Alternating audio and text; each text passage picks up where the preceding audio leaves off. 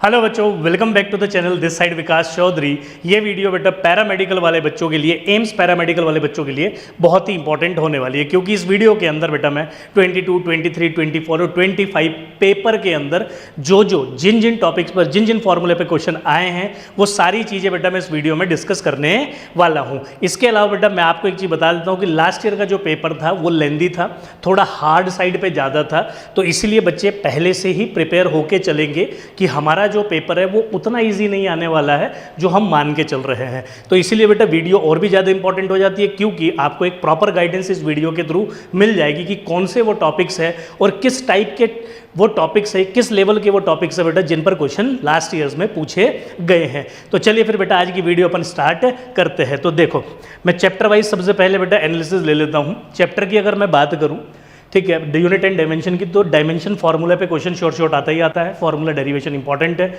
और last year बेटा 2025 के अंदर जो क्वेश्चन देखा गया है वो वोल्टेज की डायमेंशन को पूछने पे देखा गया है। काइनेमेटिक्स की अगर मैं बात करूं बेटा जी, relation between distance and displacement, ठीक है, इस पे थ्योरी बेस पर 2 क्वेश्चन अभी तक बेटा आ चुके हैं, मतलब कि ये टॉपिक रिपीटिशन में रहा है। वेक्टर एडिशन की मैं बात करूं तो थ्योरी और न्यूमेरिकल, इस पर अभी तक बेटा 3 बार क्वेश्चन देखा जा चुका है, +3 का मतलब 3 टाइम्स। आइडेंटिफिकेशन ऑफ स्केलर और वेक्टर क्वांटिटी, इसमें आपसे क्या पूछ लिया जाता है, आपको बोल दिया जाएगा जैसे प्रेशर है ना, प्रेशर है या कोई आपको सरफेस टेंशन है, तो इस तरीके की 4 फिजिकल क्वांटिटी वो दे देगा बेटा। 4 ऑप्शन के अंदर पूछेगा इनमें से कौन सी स्केलर है या कौन सी वेक्टर है, तो इसको बोलते हैं अपन identification of vector. Projectile motion पे बेटा, एंगुलर प्रोजेक्टाइल मोशन पे आपका इससे पहले न्यूमेरिकल बेस्ड प्रॉब्लम आ चुका है। प्रोजेक्टाइल मोशन के जितने भी फॉर्मूले हैं आप बिल्कुल अच्छे से रिवाइज कर लेंगे। रिलेटिव वेलोसिटी पर थ्योरी बेस्ड क्वेश्चन आया बेटा, एवरेज वेलोसिटी पर numerical based, non uniform motion important है। और यहाँ नीचे मैं फॉर्मूले लिखा हूँ बेटा, R vector is equals to A vector plus B vector, इस पर क्वेश्चन आ चुका है। टाइम पीरियड के फॉर्मूले पे, एवरेज वेलोसिटी पर, यह है बेटा नॉन यूनिफॉर्म मोशन के अंदर जब कभी भी नॉन यूनिफॉर्म मोशन हो, डिफरेंशिएशन और इंटीग्रेशन का यूज होता है, तो उसमें कुछ फॉर्मूले हैं, a is equals to d v by d t, v is equals to आपका d x by d t. तो इन फॉर्मूले को अच्छे से याद रखेंगे, रिलेटिव वेलोसिटी का फॉर्मूला। इसके अलावा अगर बेटा मैं चलूँ Newton laws of motion, work power energy पे, तो ये टॉपिक एज सच इतना इंपॉर्टेंट नहीं है, इस पर 2 से 3 क्वेश्चन अभी तक कुल मिलाकर देखे गए हैं। वो क्वेश्चन भी इंक्लाइंड प्लेन पर आए बेटा, चाहे वर्क डन से रिलेटेड हो, चाहे बेटा जी आपका वो स्टैटिक फ्रिक्शन से रिलेटेड हो। ये वो फॉर्मूलेज है बेटा जी जिसको आपने यूज करके उन क्वेश्चंस को बना लेना था। इसके अलावा बेटा सेंटर ऑफ मास और रोटेशनल मोशन, ये इंपॉर्टेंट टॉपिक है बेटा जी। लास्ट ईयर 2025 में से 2 क्वेश्चन देखे गए हैं। एक क्वेश्चन आया था आपका moment of inertia of solids पे, न्यूमेरिकल बेस्ड प्रॉब्लम। इसमें जो फॉर्मूला यूज होता है वो होता है I is equals to 2/5 mr²। और बेटा एक रिलेशन टॉर्क और एंगुलर मोमेंटम के बीच में, that is tau is equals to I alpha, इस पर बेस्ड भी बेटा लास्ट ईयर पे क्वेश्चन देखा गया है। तो ये दोनों क्वेश्चन जो आए थे आपके 2025 में आए थे।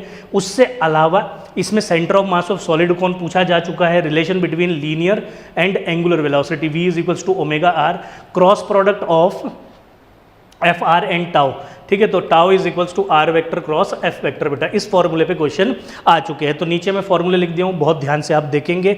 उसके अलावा बेटा आपके पास r vector dot tau vector not equal to 0, ठीक है, इस रिलेशन के ऊपर भी आपका क्वेश्चन देखा जा चुका है। ग्रेविटेशन की अगर मैं बात करूँ तो ग्रेविटेशन आपके पेपर के लिए बहुत इंपॉर्टेंट है।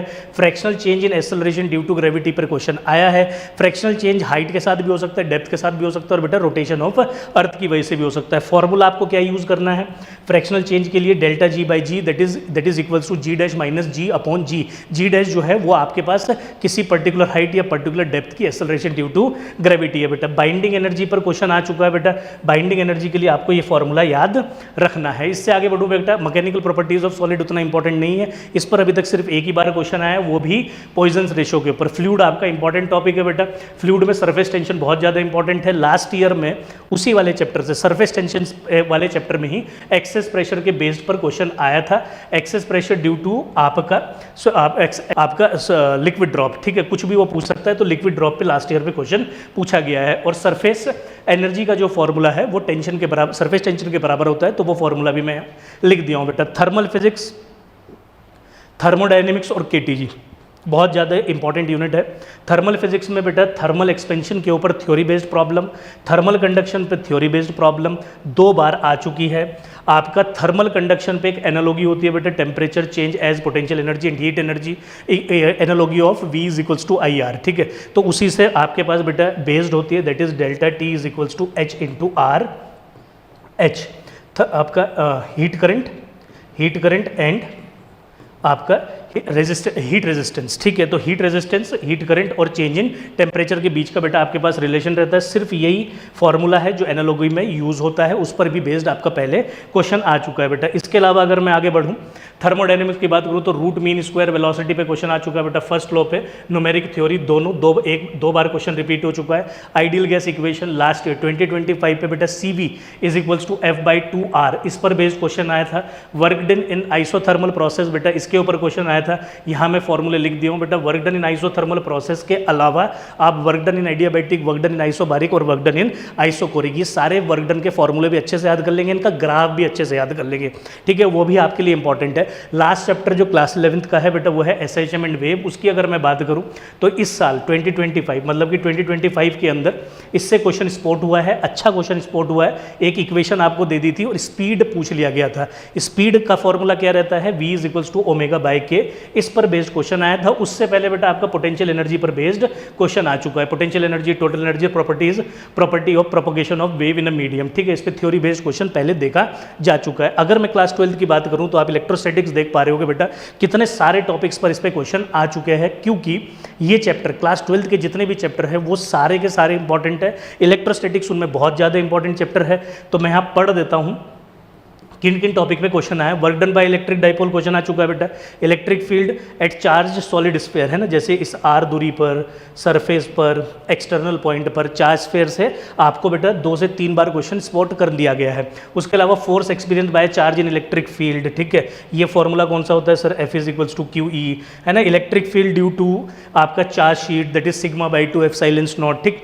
उसके अलावा charge stored in parallel plate capacitor बेटा, कैपेसिटर डेफिनेशन के ऊपर, एनर्जी स्टोर्ड बाय कैपेसिटर, ठीक है। एनर्जी स्टोर्ड कितना होता है? हाफ CV स्क्वायर, ठीक है। व्हाट अबाउट, ठीक है, व्हाट अबाउट E और V इज जीरो इनसाइड, मतलब कि जब आपका एक चार्ज शेल होता है, शेल की बात कर रहा हूं मैं, ठीक है। अगर चार्ज शेल है तो सारा चार्ज उस पर आउटर सरफेस पर रहता है, तो अंदर इलेक्ट्रिक फील्ड जीरो होती है और पोटेंशियल कांस्टेंट होता है। इससे रिलेटेड क्लास 12 से रिलेटेड कोई भी चैप्टर हो, ठीक है, सारे चैप्टर्स का एक फॉर्मूला वीडियो बेटा मैं ऑलरेडी चैनल पे डाला हूँ, कंप्लीट 12th फिजिक्स फॉर्मूला के नाम से। आप उसको जाकर गो थ्रू करेंगे, वहाँ से आप हेल्प ले लेंगे। साथ के साथ बेटा उसका PDF भी मैं डिस्क्रिप्शन बॉक्स में दिया हूँ सारे फॉर्मूले का, ठीक है। एक तरीके से वो फॉर्मूला शीट की तरह आपके लिए काम करेगा। आप उसको भी डाउनलोड करके अपने पास रखेंगे, क्योंकि क्लास 12th का वेटेज बहुत हाई है। तो आप कोई भी क्वेश्चन मिस ना करें, कोई भी फॉर्मूला मिस ना करें, तो वो सारे फॉर्मूले मैं उसमें बेटा दिया हूँ। इसके अलावा आगे बढ़ूँ, अगर करंट इलेक्ट्रिसिटी की बात करूं, सेल पर क्वेश्चन आया बेटा। Property of wire used in resistance box पे क्वेश्चन आया है 2025 में बेटा। इक्विवेलेंट EMF इन पैरेलल और आपका I as a function of T। I as a function of T का मतलब क्या होता है कि आपको एक ऐसे इक्वेशन दे दी जाती है और पूछ लिया जाता है कि 0 से लेकर 2 सेकंड के अंदर बताइए कितना चार्ज फ्लो किया था। तो वहाँ पे बेटा आपने ये वाला फॉर्मूला यूज़ करना होता है और इसके थ्रू आप इजीली फाइंड कर सकते हैं कि भैया 0 से लेकर 2 सेकंड के बीच में कितना चार्ज आपके पास फ्लो किया है। तो इंपॉर्टेंट है। E इक्विवेलेंट बेटा इन पैरेलल इंपॉर्टेंट है। मैग्नेटिज्म एक इंपॉर्टेंट चैप्टर है बेटा जी। Effect of iron rod inserted in solenoid, properties of magnetic material पे आपका क्वेश्चन है। Conversion of galvanometer into voltmeter पर थ्योरी बेस्ड क्वेश्चन आ चुका है। Magnetic field due to solenoid, transformer पे क्वेश्चन आ चुका है बेटा। Magnetic field of circular wire, इस पे तो लास्ट 2025 में ही क्वेश्चन आया था ये फॉर्मूले पर। उसके अलावा बेटा ये फॉर्मूलाज हमारे पास लिखे हुए। EMI और AC की अगर सर अपन बात करें तो EMI एंड AC, अच्छा देखो इसके अंदर सारे चैप्टर इंपॉर्टेंट है बेटा, ठीक है। अभी मैं आपको दिखाऊंगा भी आगे कि 2025 में किस चैप्टर से कितने क्वेश्चन पूछे गए हैं। तो सारे चैप्टर आपके लिए इसमें इंपॉर्टेंट है। इसमें किन किन चीज़ों पे क्वेश्चन पूछा है? LCR सर्किट पे, series LCR circuit as acceptor और रिजेक्टर आपको बताना था, ठीक है। फ्रीक्वेंसी चेंज इन 1 रेवोल्यूशन, ठीक है। उसके अलावा चेंज फ्रॉम, ये लास्ट ईयर का ही क्वेश्चन है बेटा 2025 का। उसमें क्या दे दिया था कि 10 एम्पियर से 0 एम्पियर होने में करंट को 0.5 सेकंड लगती है, तो इंड्यूस्ड EMF बताइए। इसके लिए क्या फॉर्मूला जाएगा? ये रहा बेटा जी फॉर्मूला, -LdI/dt।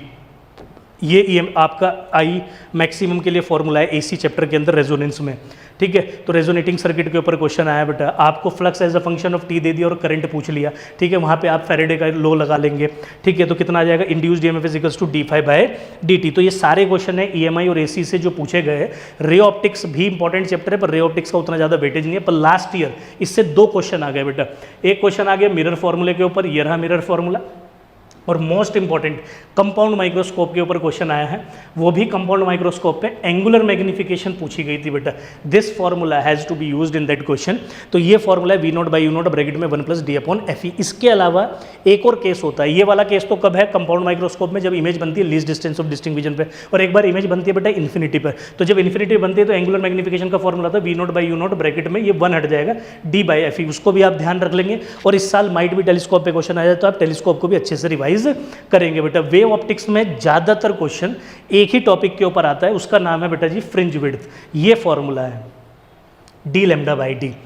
काफ़ी बार देखो 3 से 4 बार तो आ ही चुका है क्वेश्चन, हर साल आप मान के चलिए कि इससे क्वेश्चन रिपीट हो ही रहा है बेटा जी। उसके अलावा कोहेरेंट सोर्स की डेफिनेशन, सिंगल स्लिट एक्सपेरिमेंट को अच्छे से करेंगे, एंगुलर सेपरेशन इन YDSC और intensity of light. Intensity of light और एम्पलीट्यूड को तो आप भूले ही ना बिल्कुल भी, ये दोनों फॉर्मूले तो आपको अच्छे से याद होने चाहिए। Apart from them constructive and destructive interference को भी एक बार अच्छे से गो थ्रू कर लेंगे बेटा YDSC के अंदर। अब अगर मैं मॉडर्न फिजिक्स की बात करूँ, dual nature of light, atom and nuclei, इसमें जो सबसे ज़्यादा क्वेश्चन पूछा जाता है वो है डी ब्रोगली वेवलेंथ और आइंस्टाइन की इक्वेशन। और उसके अलावा बेटा रेडियस निकालने के लिए क्वेश्चन आता है एटम की, ठीक है। वो सारे फॉर्मूले भी मैं इसके अंदर लिखा हूं बेटा।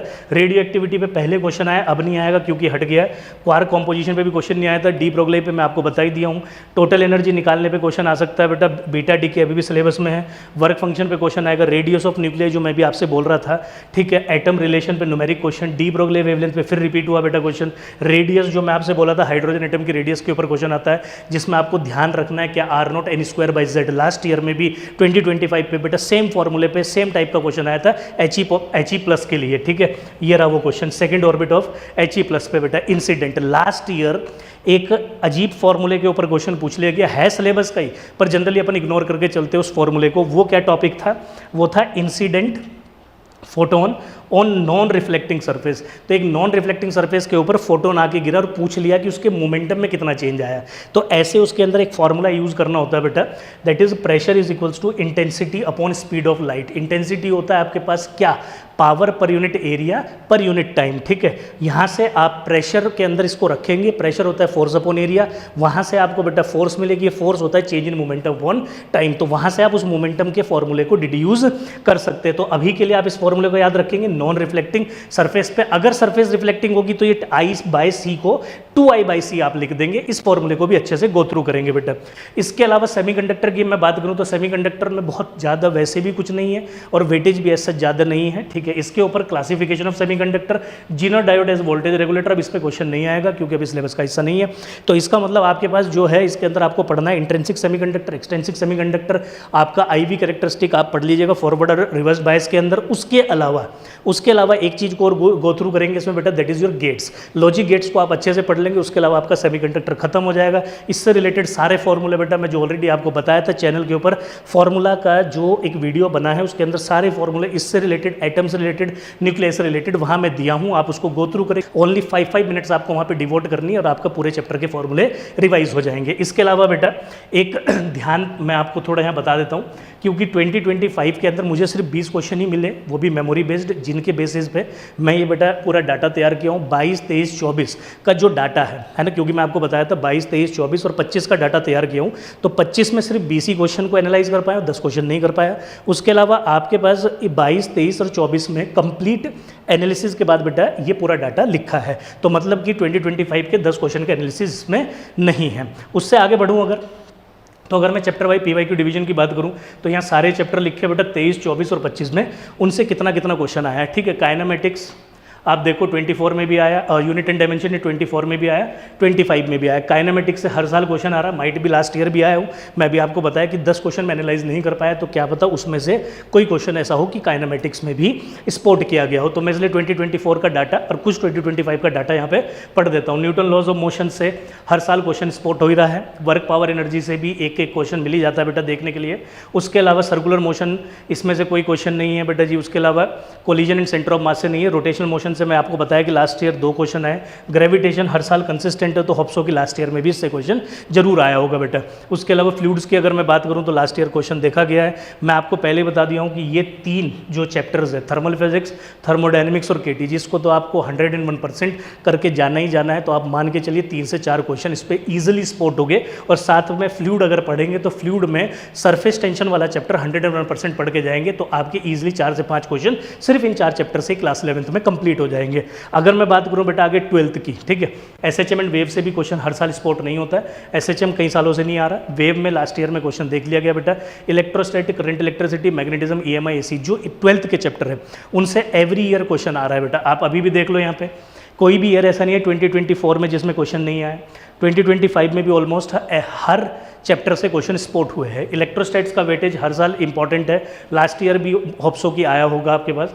इलेक्ट्रिसिटी से भी बेटा क्वेश्चन देखा जा रहा है, मैग्नेटिज्म से भी क्वेश्चन देखा जा रहा है, ईएमआई से भी, एसी से भी, रे ऑप्टिक्स से भी, वेव ऑप्टिक्स से भी, ठीक है। लास्ट ईयर भी आया था बेटा वेव ऑप्टिक्स से। डुअल नेचर से भी क्वेश्चन देखा गया है, एटम एंड न्यूक्लियस। सेमीकंडक्टर का आपका थोड़ा इन ऑफ रहता है, किसी साल क्वेश्चन देखा जाता है, किसी साल नहीं देखा जाता है। तो ये है बेटा हमारे पास कंप्लीट एनालिसिस किसका, आपका 2022, 23, 24 और 25 के पैरामेडिकल के पेपर का। होप्सो की बेटा वीडियो आपके लिए बहुत इंपॉर्टेंट रही हो, उसी उद्देश्य से बेटा मैं वीडियो भी बनाया हूँ, क्योंकि पेपर जो है थोड़ा टफर साइड जा रहा है। तो इसीलिए आप बच्चों को पेपर का एनालिसिस करना बहुत ज़रूरी है, देखना बहुत ज़रूरी है कि भाई जो लास्ट ईयर पेपर था उसमें किन टॉपिक को स्पेसिफिकली एम्स पैरामेडिकल ने टारगेट किया। उसके हिसाब से आपको पता चल जाएगा कि भाई किस लेवल का क्वेश्चन वो पेपर में पूछ रहा है। इसीलिए बेटा ये वीडियो मैं तैयार किया हूँ आप बच्चों के लिए। आप इस वीडियो को लास्ट तक जरूर देखेंगे, गो थ्रू करेंगे अच्छे से। और इसके अलावा जिन बच्चों का कंसर्न रहता है फॉर्मूलाज को लेके, तो जो वीडियो मैं आपको बताया वो आप उसको गो थ्रू कर लेंगे। फिर आज की वीडियो के लिए इतना है बेटा, आगे और वीडियोस में चैनल पे लेके आऊंगा। Till that time thank you and bye bye.